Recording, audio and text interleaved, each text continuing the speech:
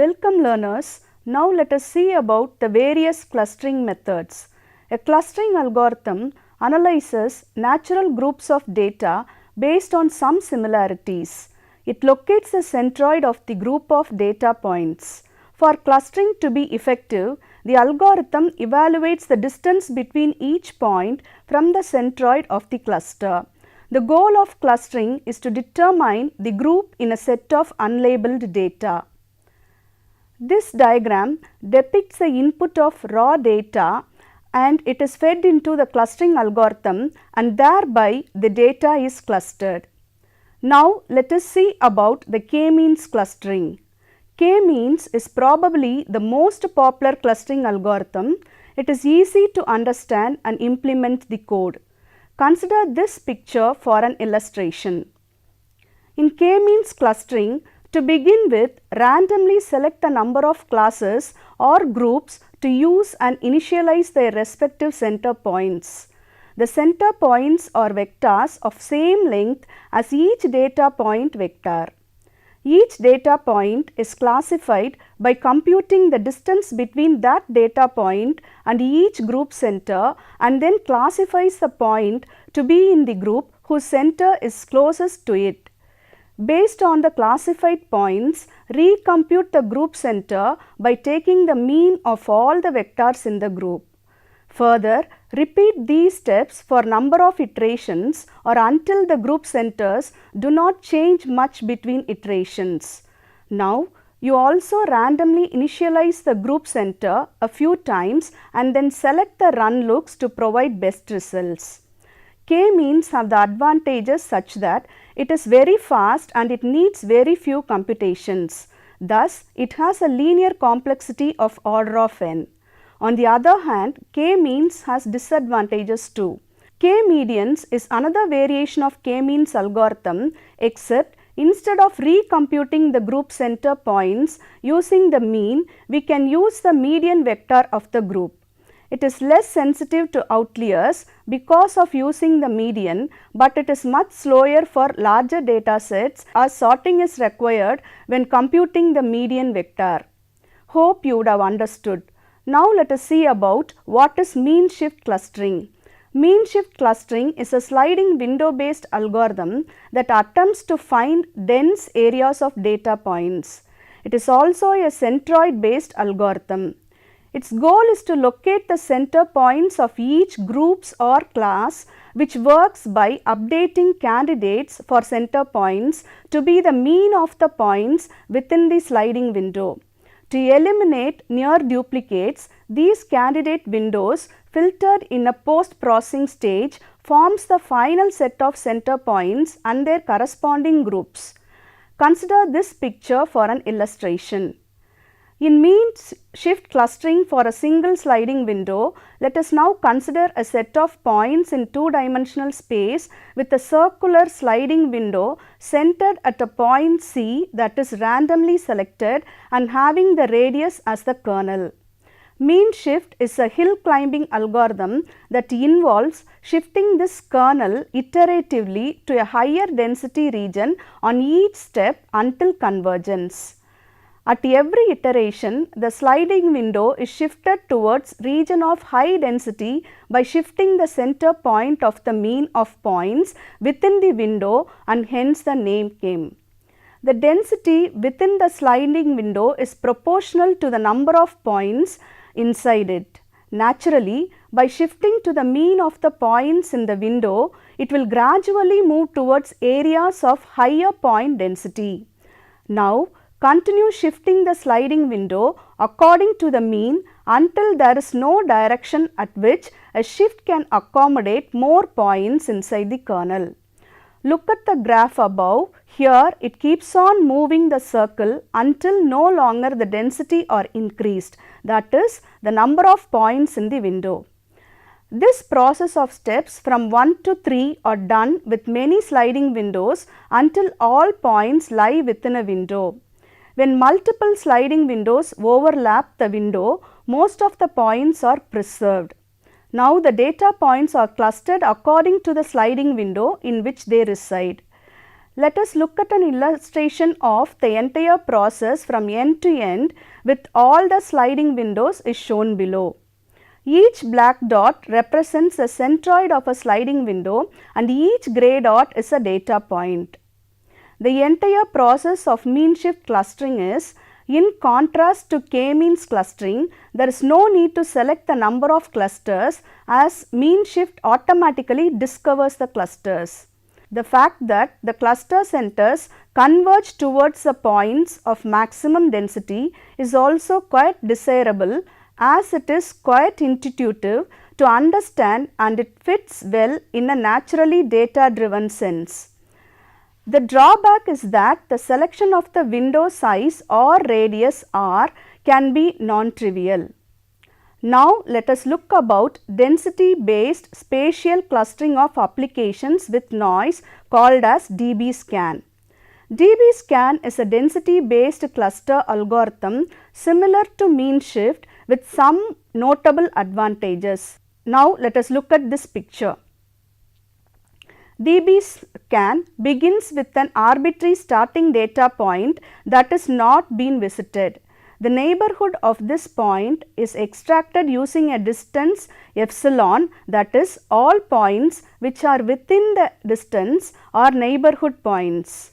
Now, if there are a sufficient number of points according to the minimum points within its neighborhood, then the clustering process starts and the current data point becomes the first point in the new cluster. Otherwise, the point will be labeled as noise, that is, later this noisy point might become the part of the cluster. In both cases, that point is marked as visited. For this first point in the new cluster, the points within its epsilon distance neighborhood also become part of the same cluster. This procedure of making all points in the epsilon neighborhood belong to the same cluster is repeated for all the new points that have been just added to the cluster group. This process of steps 2 and 3 are repeated until all the points in the cluster are determined, that is, all points within the epsilon neighborhood of the cluster have been visited and labeled.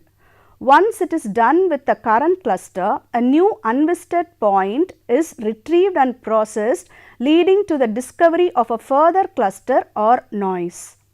This process repeats until all points are marked as visited. Since at the end of this all points have been visited, each point will have been marked as either belonging to a cluster or being noisy. dbScan has advantages over other clustering algorithms. Firstly, it does not require a preset number of clusters. It also identifies outliers as noises, unlike mean shift that simply throws them into a cluster even if the data point is very different. In addition, it is able to find arbitrarily sized and arbitrarily shaped clusters quite well.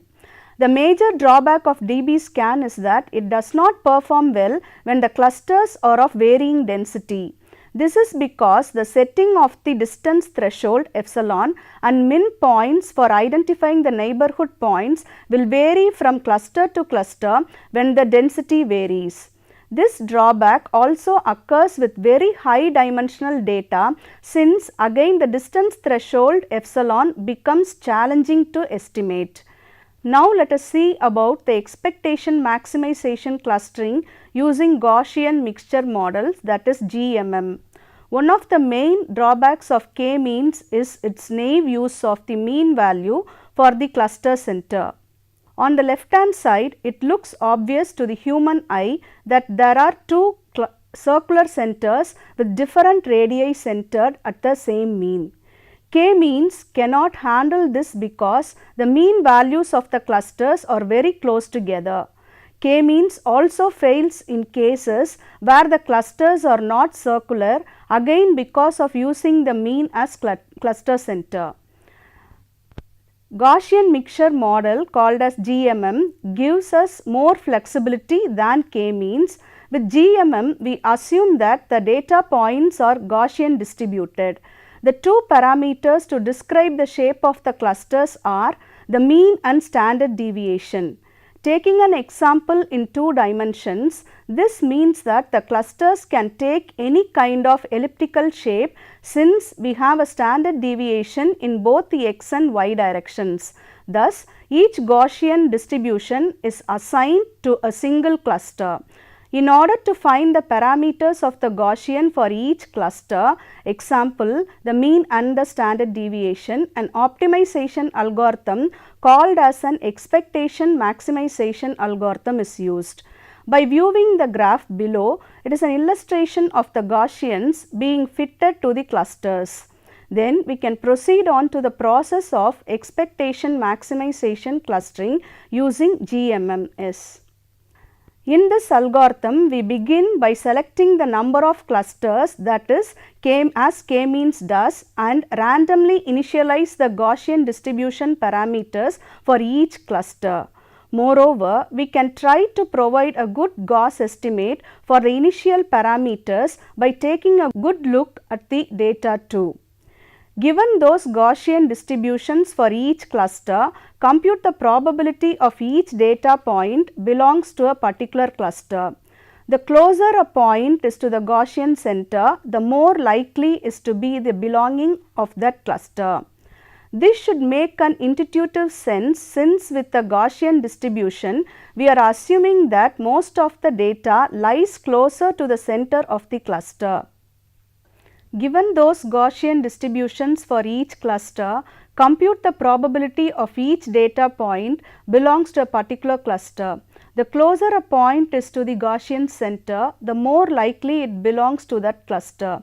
This should make an intuitive sense since with the Gaussian distribution, we are assuming that most of the data lies closer to the center of the cluster.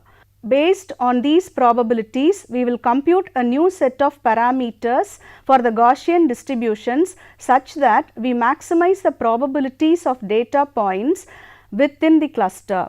We compute those new parameters using a weighted sum of the data point positions where the weights or the probabilities of the data point belonging to that particular cluster. Now we will explain this in visual manner. We can take a look at the graph above, in particular the yellow cluster as an example. The distribution will start off randomly on the first iteration, but we can see that most of the yellow points are to the right of that distribution. When we compute the sum of weighted by the probabilities, even though there are some points near the center, most of them are on the right. Thus, naturally, the distribution's mean is shifted closer to those set of points. We can also see the most of the points are top right to the bottom left. Therefore, the standard deviation changes to create an ellipse that is more fitted to those points in order to maximize the sum weighted by.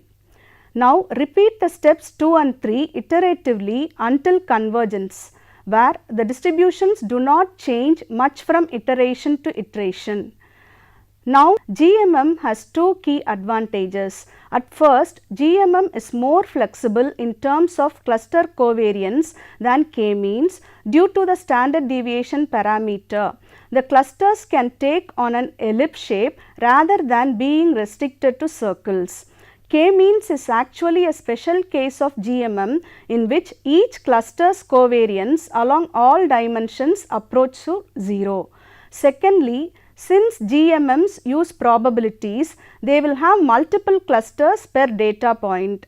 So, if data point is in the middle of 2 overlapping clusters, we can simply define its class by saying that it belongs to X person to class 1 and Y person to class 2, that is GMM support mixed membership.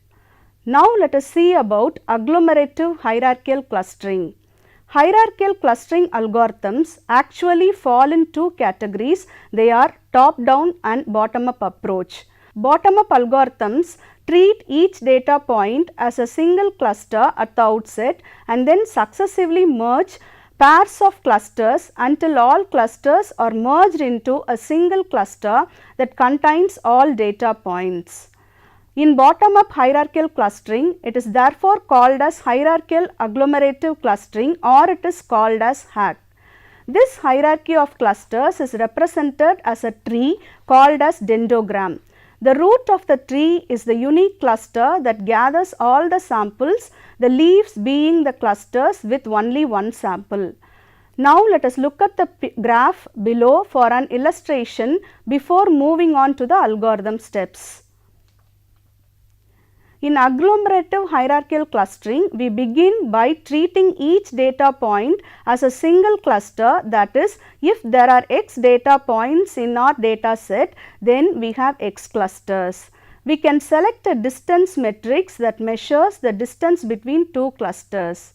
As an example, we will use the average linkage which defines the distance between two clusters to be the average distance between data points in the first cluster and data. On each iteration, we combine two clusters into two. The two clusters are combined as those with the smallest average linkage. That is, according to our selected distance metric, these two clusters have the smallest distance between each other. Therefore, there are more similarities and should be combined. In step 2, it is repeated until we reach the root of the tree, that is, we will have only one cluster which contains all data points. In this way, we can select as many clusters we want in the end simply by choosing when to stop combining the clusters. That is, when to stop building the tree. Hierarchical clustering does not require us to specify the number of clusters, and we can even select which number of clusters looks best since we are building a tree. Additionally, it is not sensitive to the choice of distance metric. All of them tend to work equally well, whereas with other clustering algorithms, the choice of distance metric is vertical. Hierarchical clustering does not require us to specify the number of clusters, and we can even select which number of clusters look best since we are building a tree.